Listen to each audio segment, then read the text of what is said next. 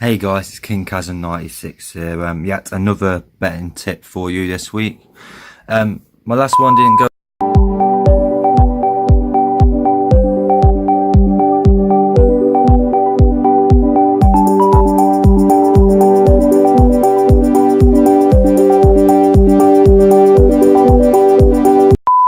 Hey guys, it's King Kazan 96 here. Yet another betting tip for you this week. My last one didn't go as well as planned. The only one I got right was Chelsea to win, but unfortunately, what I said didn't come true. But it was great that Chelsea did win and beat Arsenal 4-1 in Europa League final. The second thing I said was that Tottenham will win on penalties, but unfortunately, Liverpool won 2-0. So that's another bet that didn't go well. But it was good to see that, like I said before, the English teams to actually win in Europe. So then we're going to have a Liverpool-Chelsea Super Cup final in Istanbul on July 14th, I think it is. And then the third one was Anthony Joshua to win in seven rounds, or to be knock the other guy out in 7 rounds. It was a massive upset, with this guy only getting drafted in and only having 6 months to train. Well, probably less than that, probably about 4 months to train for the fight. And he is a heavy hitter, but he did beat Anthony Joshua, knocked him down 4 times in the whole match, and eventually in the 7th round the ref called it, so the other guy won by a TKO, the first Mexican to hold all the championships, like heavyweight championships. So I think there'll be another rematch between those two people, and yet again probably I think Joshua will come back stronger after suffering his first loss in his entire career. But we're going to move on to the next games that are coming up. Obviously, all the leagues are finished, but now we're going on to UEFA Nations League, which is we've got the semi-finals coming up on June the 5th and June the 6th.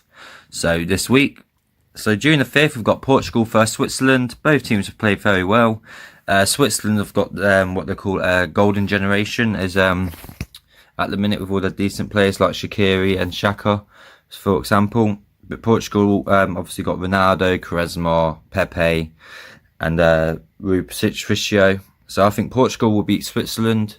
And then obviously you got England versus Holland. Tough game, but I think England will win the whole tournament. This is on June the 6th. So I think England will actually win the whole tournament after beating Holland in the semi-final. So there we go. But I don't know what the score's going to be, but I'll just say England to win the match. Maybe more than 20 plus booking points in the whole match. And then obviously you got the final, which I think is going to be England versus Portugal. And then you got the third place playoff, which is Holland versus Switzerland. So I think Holland's going to become third place.